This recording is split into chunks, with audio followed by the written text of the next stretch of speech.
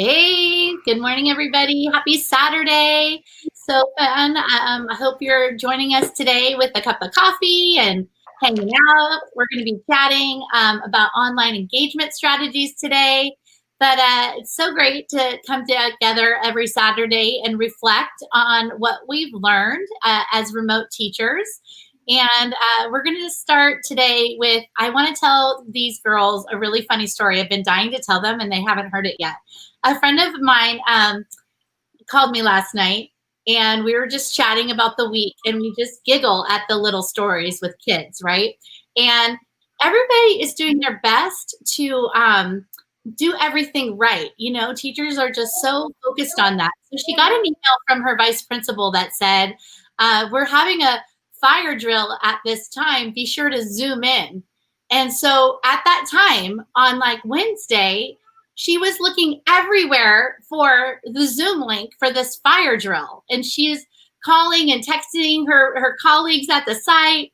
And, it was like a half an hour later that she got a hold of the vice principal and said, where am I supposed to be? I'm just trying to be there for the fire drill. And he was like, oh, I was just kidding. Like they were having one on campus. And this poor teacher, he was just being cheeky in his email. And then she thought, oh, just trying to do the right thing. I've got to be there. So I just think it's funny to talk and laugh about all these things that are happening in education.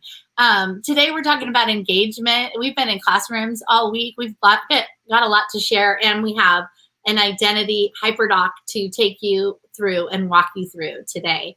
What did you see this week, Lisa?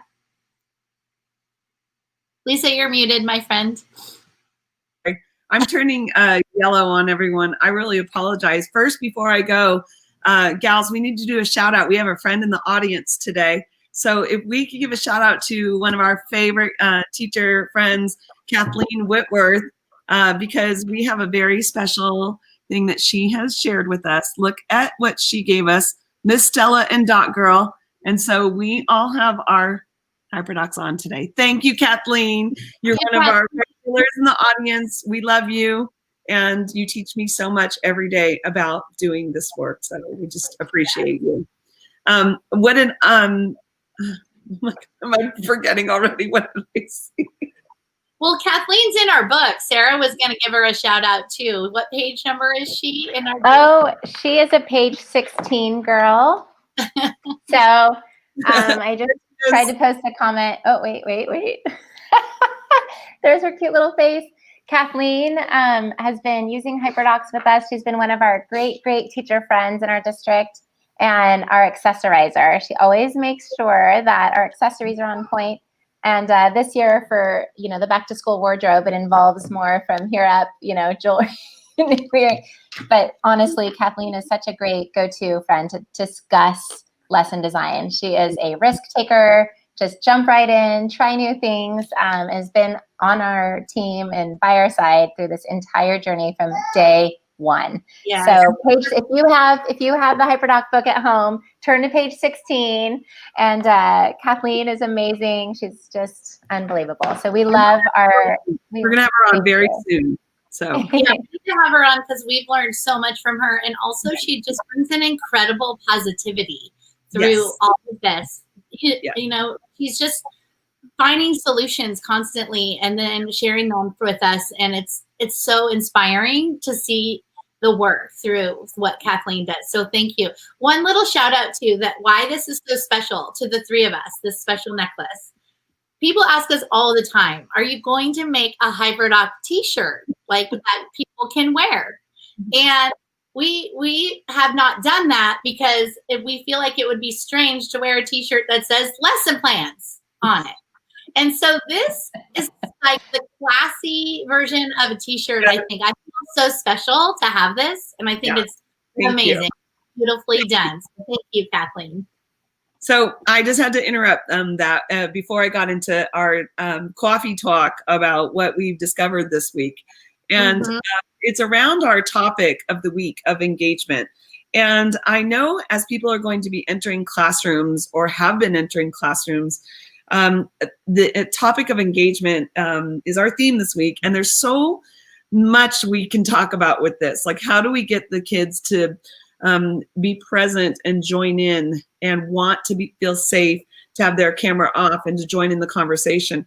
I was in classrooms where the little one was like over in the back of the room on his bed. And I'm like, come closer. I can't see you. What's going on? And just invited him. And he kind of looked at me like, you can see me? Oh, and you know my name? And I mean, that's a good thing about Zoom calls. It has their names there. I know everyone's name. But one thing I saw was this article from Edutopia, and I'll drop the link in a moment. It was on Twitter this morning, and it was about using hand signals while you're in a Zoom call. And it's not just like, I get it, or, good or bad. It was like, I agree with the teacher, or I want to add on to what is being said. And it was really these great 5 little hand signals to have this enriched discussion. So it's not just a passive experience. And the teacher can then utilize when a student is doing that, like, oh, I see Lisa wants to add on to what Sarah was saying. You can really then drive your instruction, and the kids feel noticed. It's really hard when you have a lot of kids on that screen and they're just doing this, raising their hand. And then I feel so bad. I like scroll to the second page because my screen is small that I was looking on. And I thought, oh, this poor child, how long have you been raising your hand? I feel really bad, and there's different ways. Got to practice this. How can we have them involved in the conversation, in the learning? I want to add on. Lisa. And just thinking about being in a classroom with second graders and what that looks like. What does engagement look like with 7 and 8-year-olds? And I had a great conversation with a high school teacher this week, and same conversation, different age group, right? How do we keep these high schoolers engaged? And in this case, these are 9th graders. So they didn't have the advantage of like kind of knowing each other or cruising that campus as freshmen yet. And so she's trying to build that inclusive classroom experience with, self-conscious high schoolers. And so how is she looking for engagement? And it was really cool because she's finding ways to reimagine the tools. So really not yet. But she's finding ways to study her students and looking for where they're being engaged. And so she decided that Flipgrid, actually, she's going in and looking to see how many views they have. So she's finding that kids are actually viewing each other's work, and she's, okay, this is getting more engagement than this. So she's in the stage, we're 3 weeks, approaching week 4. So I thought it was really cool that she's studying her high schoolers to find out what's working for them around engagement. And then she's going to leverage that tool or strategy or system a little more. And I just thought that was really smart. And that's kind of what you're saying, right? Like, this isn't working. It's not specific enough. So let's create some different, strategies. And so I'm seeing the same thing from this high school teacher, where she's just really studying her students and finding out what's working for them and then leveraging that. That's a really neat strategy. I love that she's using Flipgrid in that way, because there's so many different ways to use that tool. And then that's just a really great way to check the pulse on where they're at, that video check-in. And that can help with some of the things that Lisa was talking about, like kids laying on the bed in the background. Maybe they're not quite comfortable with seeing their face yet. So practicing on Flipgrid is a way to get them to be more comfortable with that. So I love that strategy. That's neat. When I was in a 4th grade classroom today, or on a Wednesday, I think it was, I Zoomed in, and I get there, and they're coming in after lunch. And it was so fun because this is their 3rd Zoom of the day. And they're all sitting, like, they Zoom in, they went straight on mute, they're hanging out, but the chat starts going. And they're all, I had tacos, I had pizza. They're like talking about what they ate for lunch. It was so cute. And then Zoom has an update this week. And the update is that you can do some little fun little filters. Like, one kid had a mustache on, and one kid was wearing a red beret. And so if some of the kids were wearing those little features in the filter that were there, but the teacher just kind of said, welcome back, and here we go. And their norms are set, and then we went right into the lesson together. And I just thought that was amazing because, you know, I mean, every day's new in a classroom. You never know. But for now, the filters were not distracting to the kids. If anything, I was more distracted. I went to start teaching and then I was like, wait, how did you do that? And then they were teaching me. And then that night I had to go home I am home, update my Zoom so that I could have that feature too. We also did a lesson where everybody was just getting their computers set up for this online testing that we have to do for our school district. Not fun or exciting, but it's the reality of teaching. And we were getting their Chromebooks and desktops ready for that to make sure that the pop-ups were off. And so after showing them how to do that, if their computer was set up, they would just drop out of the Zoom. But if they needed more help, they would stay. And what happened is experts arose. Students who knew how to do it started teaching each other. And then older brother stepped in and helped the last few kids. And it was just this really beautiful, calm 45 minutes. We got it done in 45 minutes. The filters were on. It wasn't distracting. It was just helping each other out. It was a really nice lesson to see that in action.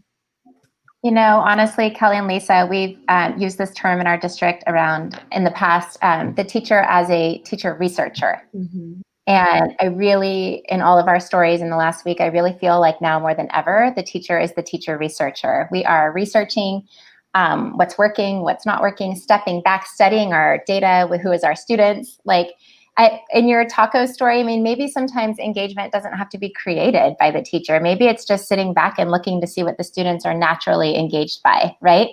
And so I'm totally appreciating this idea of Lisa's yellow screen. Oh my goodness.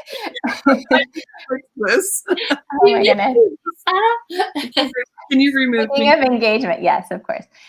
So just thinking about us as researchers right now, and if we're looking to engage kids, maybe we just sit back and observe, you know, collect data, observe, and then make changes accordingly. So I love all of our stories. They kind of have that theme for me today. Sure. For sure. And like the chat feature alone can be such a tool. The back channel, hey, she's back. Woohoo, thank you. I thought you were going to come back with pink hair or something. Well, that is the issue, you know that. So I'll do it at the end of the show. How's that? Oh my gosh. Give us a little peek. It's so fun. Hold back. We're all trying things, and I tried this new extension. Oh, wait, no, that's just pink glow. Let me do my flower in my hair. There we go. So we're just trying new things for engagement, and it's kind of messed up my camera. Although I look a little better.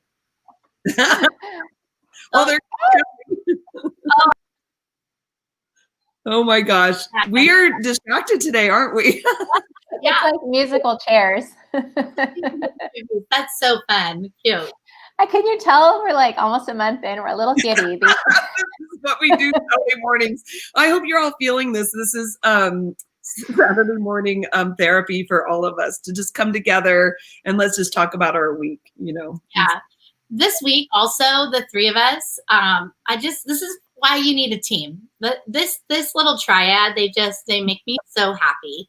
And we had the honor of being featured on the Adobe Spark Creator Educator page earlier this week. And so we were talking about a Hyperdoc that we wanted to showcase. And the three of us got together and we made a Hyperdoc together in like an hour. And it's, I think, one of our favorite Hyperdocs. It really gets to the heart of a lot of the work that we like to do. And that's what we're going to be showcasing today. But it was super fun to just get in together, create the lesson, you know, oh, wait, we can do this way, we can do this way. And then it's done. It just it lightens the workload when you have your team and your the people that you create with. So it's fun. Lisa. Did you want me to stop? I'm directing today behind the scenes, so I'm going to start removing our. No, this is it. This is what it's all about. When you talk about engagement, this is the ways to stay fresh and relevant and laugh. And speaking of collaborating on a lesson, I know, Kelly, that you're excited to share that with us today. And not only do we want to get together weekly and just share ahas and laugh a little bit, but also we want to bring some new lessons. And I know you all are in that process of designing Hyperdocs or using ones that are already out there. I think Kelly has a really incredible, lesson experience to share. Yeah, with you guys today. So what we want to talk about first is, when we go back to school, we're always looking for the getting to know you activities, and we do that because we have to get to know our students. But I wonder if any of you have ever done this lesson where you have got one of those like identity shields. Check this out. And do any of these look familiar to you? Like this lesson where you might ask students to create a personal coat of arms or a family shield or something like that to explain who they are. And then what do we do with that? We basically just invite students to color on it and cut it out, and we put it up on the wall for back to school night. And then I never really went back and looked at it and got to know my students through this lesson. So what I love about our Hyperdoc that we're going to share today is it's just so much more than that. This is a Hyperdoc about my identity, my culture, but also it's if you're going to ask the questions and build this lesson in your students, in your classroom, then you want to create a space for them to get to know each other through that as well. And so this lesson is an identity culture lesson. And before I dive into it, I just want to talk about the creative process of designing it. As Lisa and Sarah and I mentioned, we created this together. And here's what happened. And this might happen to you while you're creating your lessons in your remote classroom. We wanted to do an identity lesson. And we had some in our drive already, lessons that we had created around this. However, we remembered this great website called Teaching Tolerance has a lot of lessons that are with more depth around teaching and learning for identity. So we went over here, I did a quick search of their lessons. Now this website has a filtered search where it's in the domains of identity, diversity, justice, and action. This time in the school year, I'm going to focus on identity. And let me tell you why, actually. You really want to create that classroom where when things come up throughout the school year, you have already had conversations with your students so that you know who they are and you're ready to address them as a small classroom community in your classroom. So this lesson was found here. It's for 9th and 12th grade. It's an identity lesson that's remixed on this Hyperdoc, okay? So let's talk a little bit about the why with this. This first question, this engagement question, what is culture, is the first question that is asked of the students. Now for students, that's a really, really big question for all of us. There's a lot of layers to that. And this beautiful graphic here, it gives them a little bit of thinking points around that. So for this Hyperdoc, I would share it with students first and ask them to do the engagement activity and do this explore activity on their own. And I would teach them how to do that and say, I will see you tomorrow for the teaching point from this. So what they're asked to do is first, on their own, click in here and share an idea about what is culture. This is an answer garden. Everyone can add 1 or 2 or 3 word phrases and put their answers here in an answer garden. Now, I can use this as a teaching tool. Before I go, they've done this before I've met with them. So I can go back and look and notice there's a lot of food family festivals, right? Well, as a classroom community, I know that understanding identity in the real world is way more than that. And we need to help the students to identify themselves and their classmates and embrace that so that I have an inclusive classroom that is equitable and that will truly have an experience where we're going through life and learning together in the school year. Look at this: family dinner, what we eat, music, and then I see a couple of I don't knows. And so that tells me where my students are in their journey of understanding identity and culture. So I have that information before the lesson. What they're asked to do is asynchronously watch this film. This film is called BB. It's 18 minutes long, and it's linked on the Hyperdoc here. So they're asked to watch the film and capture notes on this document here. So when I'm delivering the message that they need to do this work, I might show them one trick and then say, we'll talk about it tomorrow. The trick might be, open up this one tab for teaching your, for watching the video, and then open up another tab for taking notes. And so I might show my students, because they might need help with this, even though they're 9th through 12th graders, how to kind of pull tabs out. I don't know if you can see all of this on my screen right now, but I pulled that tab out and I'm making a separate tab so that I can have side by side. And it's just a quick opportunity to teach them how to do the split screen. And they go do that, and that's their assignment for that one day, to fill out the answer garden, to watch an 18-minute video, and to take notes. The note-taking document has the 3 characters that are in the film, their names at the top, and then it gives students the language of different ways of identifying ourselves: gender, occupation, class, sexuality, education, ethnicity, age. So we're now giving them the language. This is something that's really important. Notice that I'm not asking them right away to share all of that. We're talking about identity through the film, and we're creating a shared language around when we talk about communities this year in the classroom. We're going to be able to dive more into this. And so see how all of these categories are so much more than what was on the answer garden even. Some of them are the same, but there's a lot more on here. So we're going to help teach them about that through watching the video. So students watch the video, then they come to class. They've already done this work on their own. They've filled out the answer garden, watched the video, filled out character notes. And there's some extra prompting questions because we're always trying to get them to think deeper. So now they come to class. It is your turn to lead the Zoom. You have your scheduled time. And when they show up, the expectation is that they've already watched the video and taken notes. And so I'm going to invite them to get into a small breakout room with only 3 students in that breakout room. And this has to, I want to preface this part of the lesson as this takes time to get to a space where you can do this type of a delivery of a Hyperdoc, because you might need to start with smaller times in your breakout room and building community more in order to get them to this space. But here's what my thinking is.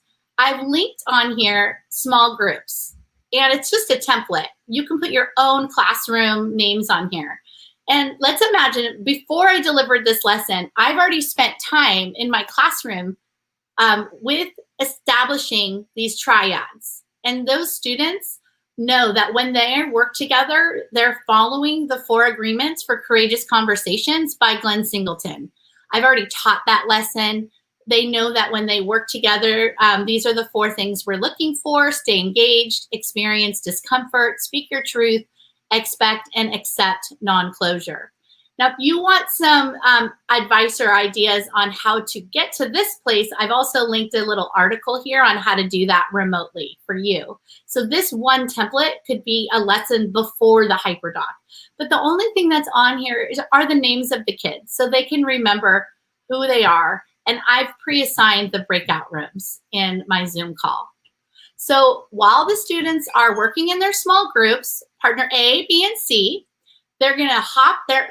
I'm just going to say, hey guys, great to see you. Hop into your groups. They have 30 minutes to each take the lead on sharing the notes about one of the three characters, either Licha, Ernesto, or Bibi.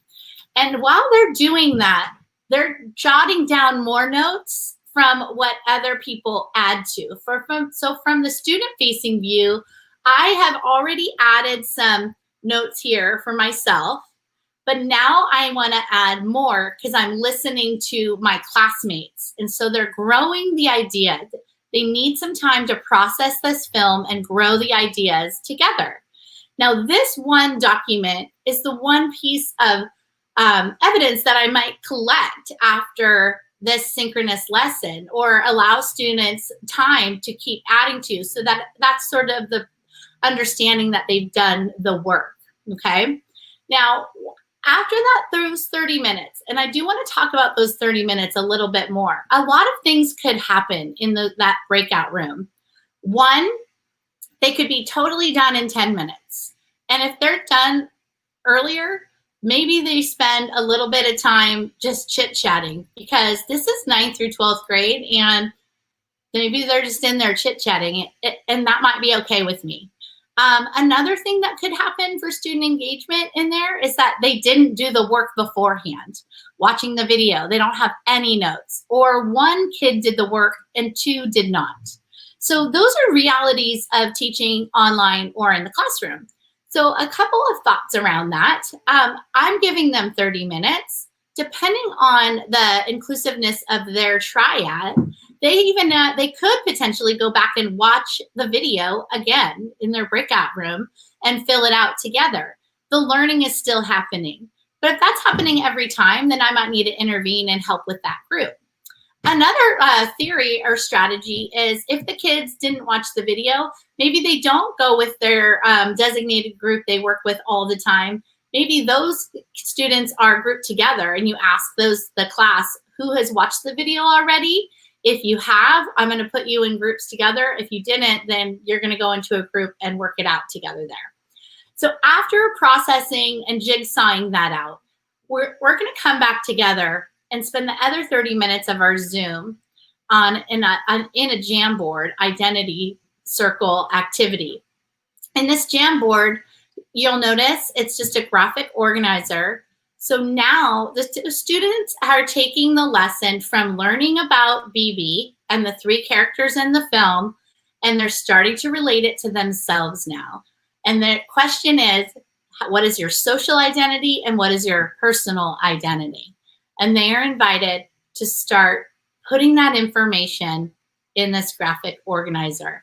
And what I'm going to do is actually play some music while we're in the Zoom call together and allow them to live start adding this, taking one of the layers of the Jamboard that's shared with all of them and add their identities here. And that way we can have this shared activity in the together, so they don't have to go do it on their own. Some students may not want to do it in the shared space, so I might also create a space for them to take the same template and do it personally. And when they're ready, they could share it out. And this is how I'm going to truly ask the questions beyond the identity shield, the one flat piece of paper with the 4 quadrants. We're going to truly start talking about who we are, how are we defined socially, and how are we defined personally. And then after I have some time to process that with them, I'm going to invite them to create an Adobe Spark using an Adobe Spark post. And this is the link to that website. They have a lot of templates, and this is sort of the show what you know piece, and inviting them to please go ahead and think about that question we started with, what makes us who we are? And in Spark Post, they can start creating a post that would allow them to express themselves in that way. And I've created the scaffold to get there. And the reason I'm going to do this is because this is not a one and done. This is not going to replace the shield that goes up on the wall. It's going to be the beginning of a conversation that we're going to keep having around what makes us who we are. And we're going to come back to this throughout the year or in other lessons so that I can keep teaching from this. And you know that this relates to a lot of social studies and English and books we read, like science topics. Any content area teacher can deliver this message. And then after they create the post, they would post it here in the Padlet. The beautiful thing about that Padlet is now I have that and I can keep teaching from it, okay? So this is within a week's time of synchronous and asynchronous time with my, say, 9th grade English class that I would teach from this Hyperdoc. But this is the beginning. Now, this was inspired by this one lesson, what makes us who we are. There's more lessons in teaching tolerance. In fact, there's 3 in this this category. The next one is on intersectionality. And so after the students have engaged with what makes us who we are, I could take the next week to interweave a lesson on intersectionality. And now my students are being allowed to start saying who they truly are and how they identify, and that will help build more of an inclusive community. And then they move into lesson number 3, which is a really great lesson called The Power of Letter Writing.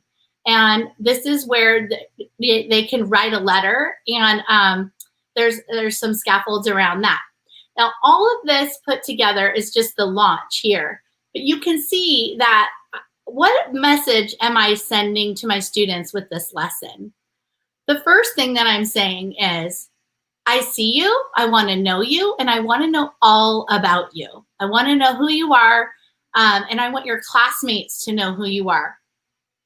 That way, we can be in this safe space to learn together, right? The other thing that it's going to allow me to have happen is, this is an election year. There's a pandemic going on. In California, we've had fires going on where we're at.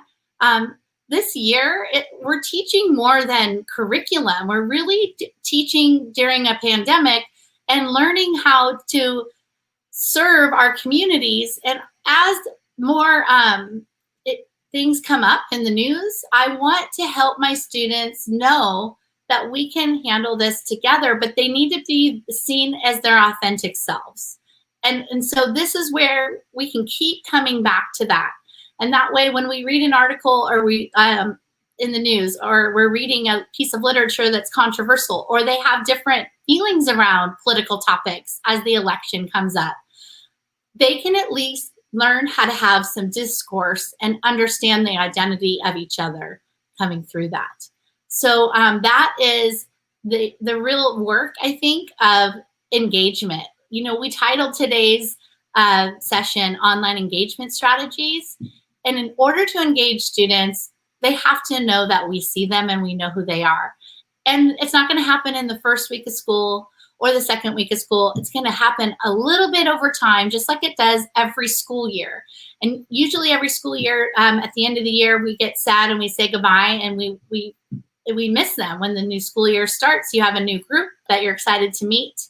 But if you really want to engage learners, intersect some lessons around identity and culture you're really giving them a space to authentically share who they are with each other and with you, so that they know that they are valued contributors to your educational space.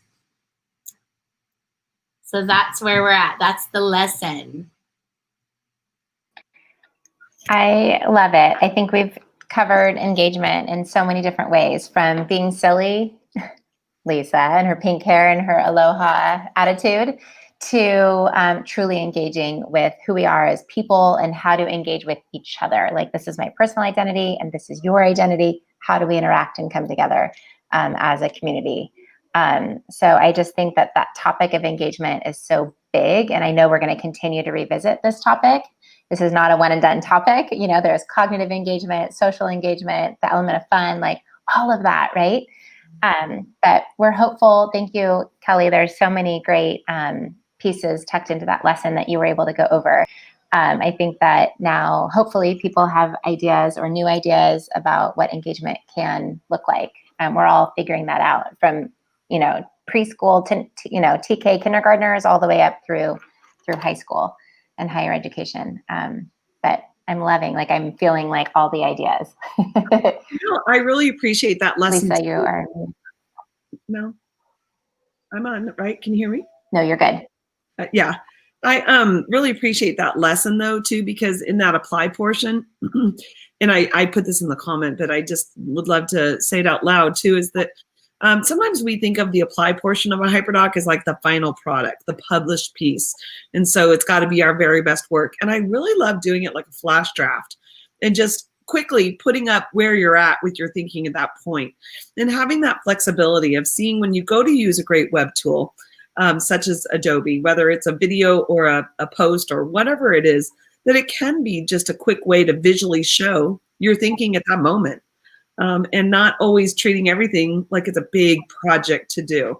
My favorite are when you just say, take 20 minutes and go post your thinking over there and show me where you're at. And it's kind of just a different way to say that in terms of engagement.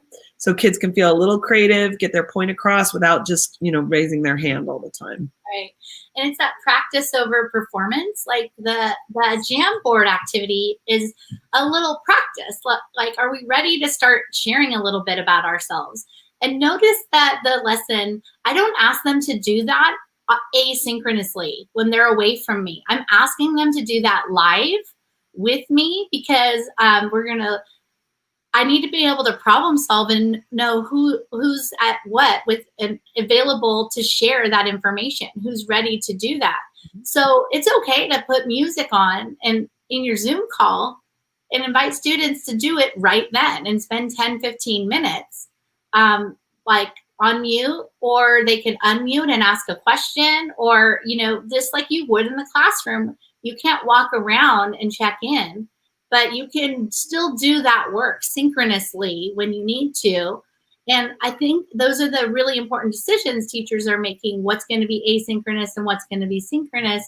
And if it's a topic such as who you are personally, identifying like in a social world or personal, that's something that I want to be there with them, that I want to support them through that.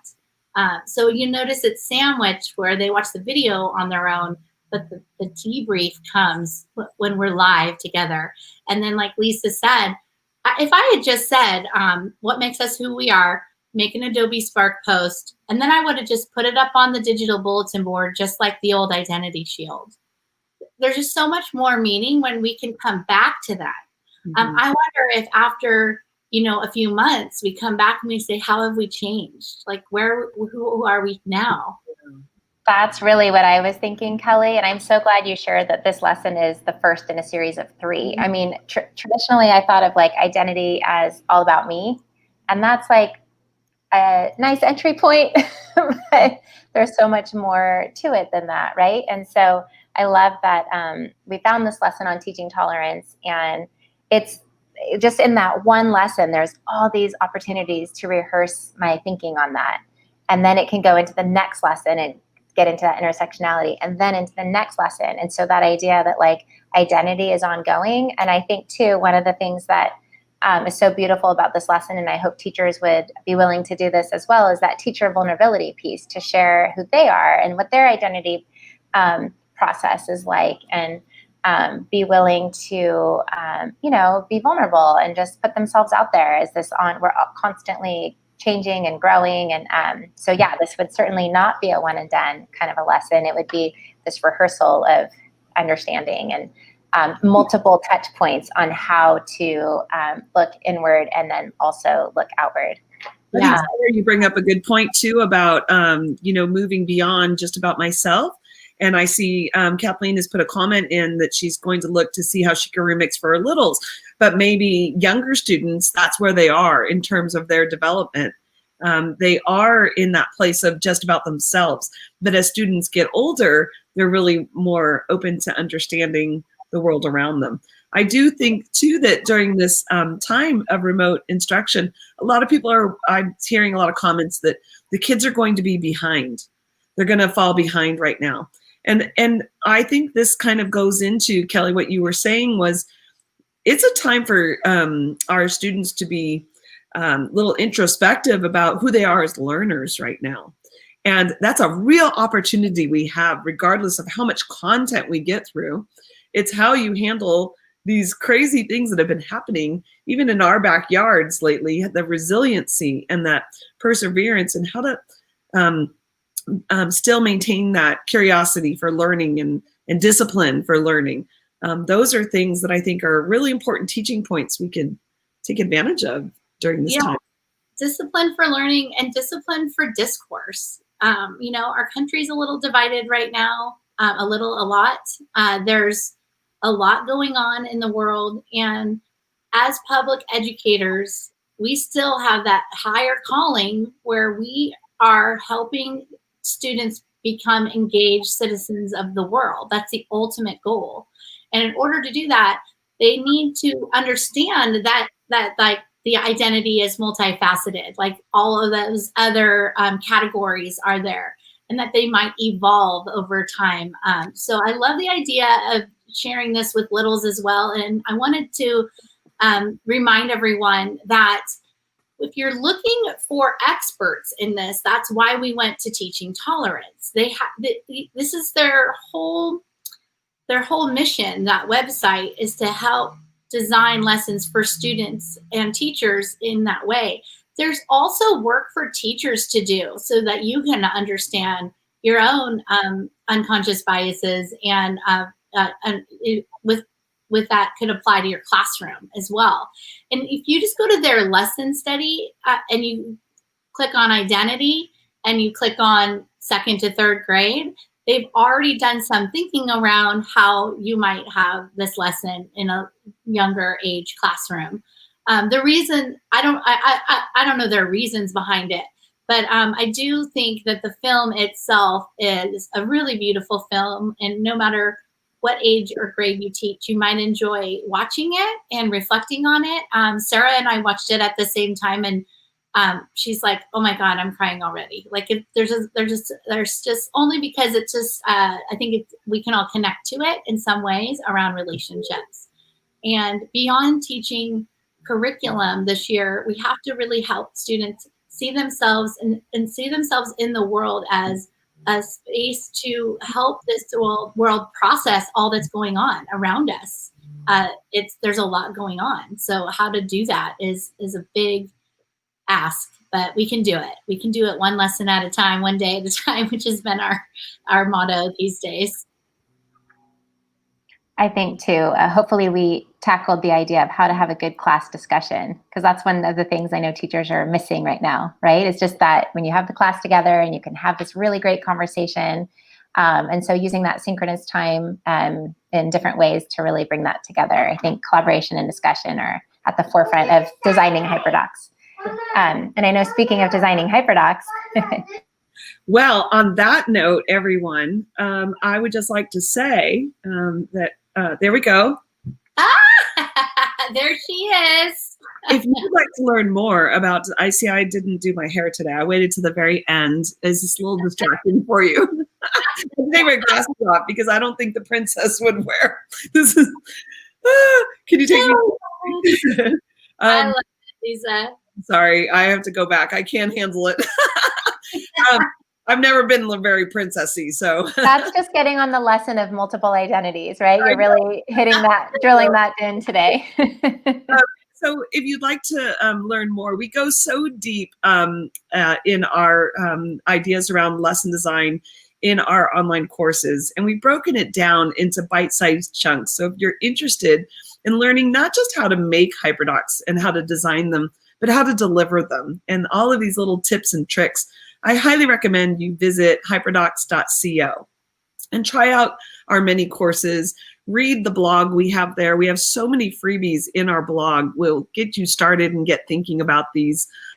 concepts and ideas. And really, it's all focused around a lot of what we're doing and talking about weekly. So we're sharing some ideas straight from the classroom, but we do invite you to take a deeper dive at the Academy if you want to start doing this. We're not saying that you should be teaching with Hyperdocs like Kelly shared every day, but we're saying that it's really great to plot one out for a few weeks from now when you have a really important topic where you want to curate all your resources in one location. Visit hyperdocs.co and join the learning there. Oh, you're going to show us the site. I just wanted to give a shout out to one course that also is connected to the Teaching Tolerance website, because they have a framework for having instructional practices that you're applying critical practices for anti-bias instruction. And so we've taken what Teaching Tolerance taught us and applied it to creating multimedia text sets. So there's a whole course on just that. And so this is something that we're all super passionate about, lesson design, but also creating that safe, inclusive space for all of our learners and all of our students. And we're just so vulnerable right now because we're all in each other's homes and learning together. So it's going to take a little bit extra thinking around that when you do your lesson design. Thank you, Susan. That's so nice. Well, I love the picture. It's been great to chat with all of you on Saturday morning. We look forward to seeing you each Saturday morning with a surprise for who's coming on next. And the next topic, we hope you can join us and bring your friends or watch later. If you're seeing this later, we love that you can, it's asynchronous. You can watch it whenever you want to. Good one, Lise. Thank you all. Thank you. Take care. Have a good week.